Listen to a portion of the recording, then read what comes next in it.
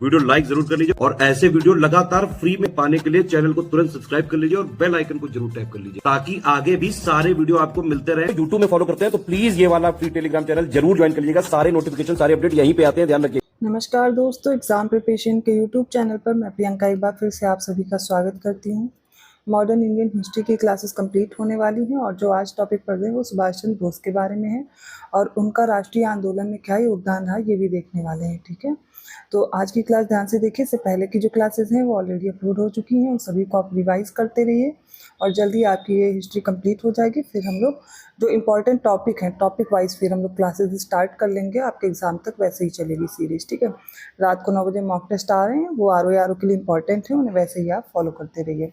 जो भी बच्चे पेड कोर्स में इंटरेस्टेड हैं तो डिस्क्रिप्शन बॉक्स में मैंने नंबर प्रोवाइड किया है, आप उसके ज़रिए से अपने कोर्स को ज्वाइन कर सकते हैं, बेहतर ढंग से प्रैक्टिस कर सकते हैं। जो एग्जाम में प्रश्न पूछे जाते हैं ठीक उसी प्रकार के प्रश्नों का संग्रह है और ये जो लेटेस्ट ट्रेंड है यूपीपीएससी का, उसी को ध्यान में रखते हुए आपके उसी तरह के सब्जेक्ट वाइज और जो फुल लेंथ मॉक टेस्ट है वो रेडी किए गए हैं। तो जितने अच्छे से आप प्रैक्टिस कर लेंगे उतना ही आपको वहाँ पर कंफर्टेबल फील होगा और उन क्वेश्चंस को देख करके आपको थोड़ा सा नर्वसनेस कम होगी, क्योंकि आप पेपर जब सॉल्व कर रहे होते हो और 3-4 स्टेटमेंट देखते हो तो आपको कन्फ्यूज़न बहुत ज़्यादा होती है, लेकिन उस तरीके के प्रश्न आप ज़्यादा हल कर लोगे तो कन्फ्यूज़न कम होने लगती है।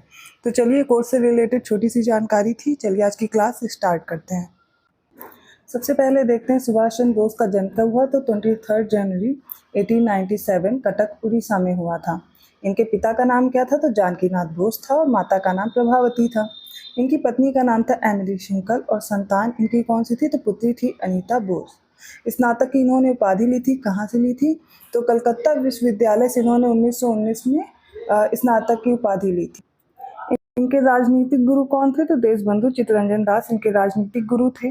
इन्होंने आईसीएस की परीक्षा भी उत्तीर्ण की थी। तो 1919 ईस्वी में भारतीय लोक सेवा जो है इसमें भी ये उत्तीर्ण हुए थे और इन्होंने ही नारा दिया था, तुम मुझे खून दो मैं तुम्हें आज़ादी दूंगा और दिल्ली चलो। ये किसके नारे हैं? तो ये सुभाष चंद्र बोस के कथन हैं। फॉरवर्ड ब्लॉक की स्थापना भी इन्होंने की थी। तो आपसे क्रम में पूछा जाता है कि फॉरवर्ड ब्लॉक की स्थापना इन्होंने कब की थी, उसके साथ कांग्रेस का पद इन्होंने कब, अध्यक्ष का पद कब त्याग किया था और ये भारत से बाहर कब गए थे। तो एक बार देख लीजिए, सुभाष चंद्र बोस 29 अप्रैल 1939 को कांग्रेस अध्यक्ष पद से इस्तीफा दे देते हैं। फिर 3 मई 1939 को फॉरवर्ड ब्लॉक का गठन करते हैं, इसकी घोषणा करते हैं। तो याद रखिएगा कौन सा क्रम है। फिर 22 जून 1939 को मुंबई में अखिल भारतीय अधिवेशन का आयोजित किया जाता है। ये अधिवेशन आयोजित किया जाता है जहाँ फॉरवर्ड ब्लॉक के संविधान और कार्यक्रम को अपनाया गया था।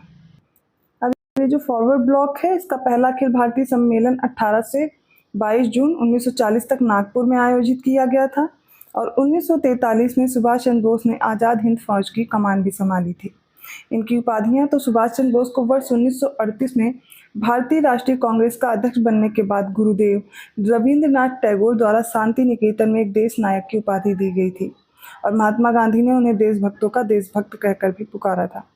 The free centre of India क्या है? द फ्री इंडिया सेंटर, तो जर्मन विदेश मंत्रालय की सहायता से सुभाष चंद्र बोस ने 1941 में द फ्री इंडिया सेंटर का गठन किया था और वर्ष 1942 में सुभाष चंद्र बोस ने उत्तरी अफ्रीका के रोमेल से पकड़े गए जो भारतीय युद्धबंदी थे इनको भर्ती किया, 10,000 सैनिकों का दल गठित किया और इसे द फ्री इंडियन लीजन कहा गया। जय हिंद का नारा भी सुभाष चंद्र बोस द्वारा दिया गया था और यह आज़ाद हिंद फौज का अभिवादन अब भारत का एक नारा बन गया था। इनकी मृत्यु कब हुई? तो 18 अगस्त 1945 को कथित तौर पर सुभाष चंद्र बोस की ताइपे अर्थात ताइवान में एक हवाई दुर्घटना में रहस्यमय तरीके से मृत्यु हो गई, जिसके बारे में अभी भी कोई साक्ष्य नहीं है। सुभाष चंद्र बोस की जो जयंती है वो 23 जनवरी को पराक्रम दिवस के रूप में मनाई जाती है। वर्ष 1921 में सुभाष चंद्र बोस ने चित्तरंजन दास की स्वराज पार्टी द्वारा प्रकाशित समाचार पत्र फॉरवर्ड के संपादन का कार्यभार संभाला था और ये और विवेकानंद की शिक्षाओं से अत्यधिक प्रभावित थे और उन्हें अपना आध्यात्मिक गुरु मानते थे। जबकि इनके राजनीतिक गुरु कौन थे? तो चित्तरंजन दास थे, याद रखिएगा। 1921 में सुभाष चंद्र बोस को अखिल भारतीय युवा कांग्रेस का अध्यक्ष और साथ में ही बंगाल राज्य का कांग्रेस सचिव, जो बंगाल राज्य का कांग्रेस था इसका सचिव चुना गया और 1925 में इन्हें जेल भी भेजा जाता है, मांडले जेल। तो ये क्रांतिकारी आंदोलन से संबंधित होने के कारण इन्हें मांडले जेल भेज दिया गया था। वहाँ पर इन्हें तपेदिक की बीमारी हो जाती, ट्यूबरकुलोसिस हो जाता है। सुभाष चंद्र बोस वर्ष 1938 में हरिपुरा के कांग्रेस अध्यक्ष निर्वाचित हुए थे फिर 1939 का जो त्रिपुरी में अधिवेशन होता है, सुभाष चंद्र बोस ने गांधी जी के उम्मीदवार थे पट्टाभी सीतारमैया, इनके खिलाफ फिर से अध्यक्ष पद का चुनाव जीत लिया था।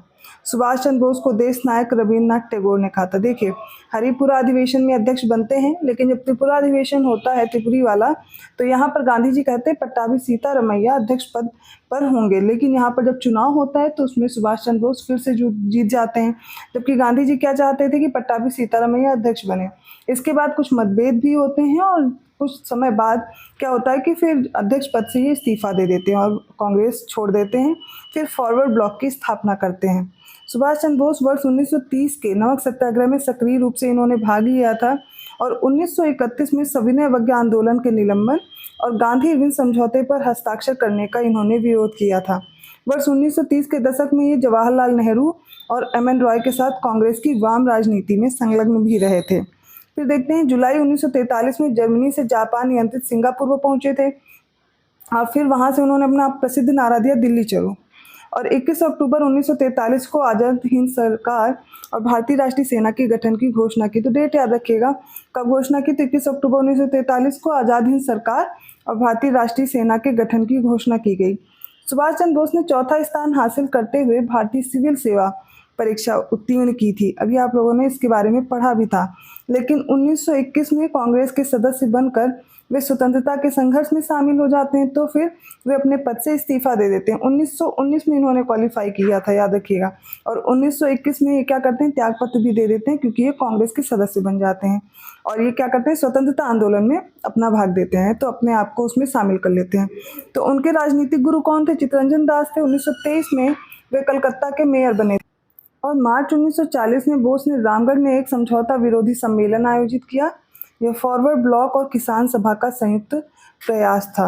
इसके बाद बोस को जुलाई में गिरफ्तार किया गया था, जब उन्होंने विरोध किया और कलकत्ता में हॉलवेल के लिए प्रस्तावित स्मारक के खिलाफ सत्याग्रह शुरू करने का प्रयास किया था।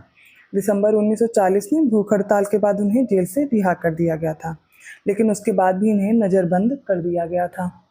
जनवरी 1941 में एक अफवाह फैल गई थी कि बोस भाग गए हैं। तो 26 जनवरी 1941 को भगत राम की मदद से वे छद्म नाम जियाउद्दीन के तहत पेशावर पहुंच गए थे। जब सिंगापुर पहुंचे तो सिंगापुर में मोहन सिंह द्वारा भारतीय राष्ट्रीय सेना का गठन किया गया। तो रास बिहारी बोस बहुत उत्साहित थे और दक्षिण पूर्व एशिया के लिए टोक्यो इन्होंने छोड़ दिया था। यह बैंकॉक में एक सम्मेलन में था। उस समय भी जापानी कब्जे में हुआ करता था कि आईएनए को एक भारतीय स्वतंत्रता लीग के तहत रखने का निर्णय लिया गया था, जिसके अध्यक्ष कौन थे उस समय? रास बिहारी बोस थे। उन्होंने 1942 में टोक्यो में लीग की स्थापना की थी। जब सुभाष बोस को जापानियों ने आईएनए का नेतृत्व करने के लिए कहा तो वे फिर इसके लिए मान भी गए थे। सिंगापुर गए और रास बिहारी बोस से मिले थे। बाद में खुशी खुशी भारतीय स्वतंत्रता लीग और आईएनए के नियंत्रण और नेतृत्व को सुभाष को जुलाई 1943 में स्थानांतरित कर दिया गया था। और इसके अलावा कि रास बिहारी बोस द्वारा किए गए संगठनात्मक स्पैडवर्क पर भी ध्यान दीजिएगा कि सुभाष चंद्र बोस भारतीय राष्ट्रीय सेना का निर्माण कर सकते हैं और सुभाष बोस 25 अगस्त को आईएनए के सर्वोच्च कमांडर बने थे।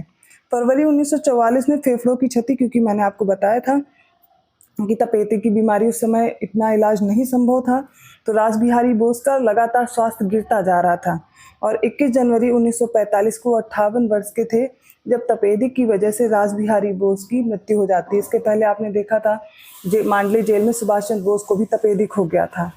क्रांतिकारियों का प्रमुख उद्देश्य आतंकवाद नहीं बल्कि ऐसी क्रांति लाना है जिसके माध्यम से राष्ट्रीय सरकार देश में स्थापित की जा सके। ये कथन किसका है? तो सुभाष चंद्र बोस का है। सुभाष चंद्र बोस राष्ट्रीय स्वतंत्रता संग्राम में पहले से ही जुड़े थे और ये पूर्ण स्वतंत्रता, पूर्ण स्वराज के पक्षधर थे, किंतु जब लाहौर अधिवेशन होता है उसके बाद पूर्ण स्वतंत्रता के लिए पारित किया जाता है, अधिवेशन होता है। लेकिन क्या होता है, उससे पहले ही ये और जवाहरलाल नेहरू बोल रहे होते हैं कि पूर्ण स्वराज हमें मांग करनी चाहिए, लेकिन उस वक्त भी 1 साल का समय दिया जाता है। फिर आगे देखते हैं आप, पूर्ण स्वराज के लिए आंदोलन होते हैं। तो सुभाष चंद्र बोस आप देख लीजिएगा, इनके बारे में जो चीज़ें मैंने बताई हैं। इसके अलावा आज़ाद हिंद फौज के बारे में भी डिस्कस करेंगे हम लोग, अगली क्लास में उसे देखेंगे।